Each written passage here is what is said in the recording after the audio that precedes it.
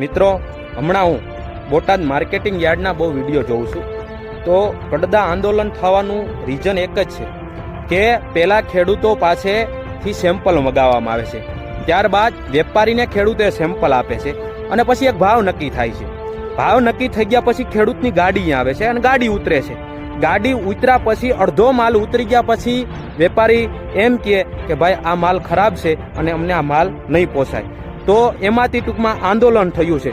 તો અત્યારે જે તમે તમારા ઘરમાં ખાવ ને સવાર બપોર ને હાંજ એ ખેડૂતને દુઆ દો ને ત્યારે રોટલી આપણા પેટમાં જાય છે અને આપણું પેટ ભરાય છે. એ ખેડૂતને દુઆ દો ત્યારે. અને આ ભાવ ફેરબદલી કરી નાખવામાં આવે છે. અને અત્યારે પોલીસ પણ લાઠીચાર્જ, કોઈ પણ વ્યક્તિને અહીંયા પૂગવા નથી દેતા. જે જાય એને બધાને જેલ હવાલે પૂરી દે ને લઈ જાય ને. તો ભાઈ આદરી શું છે?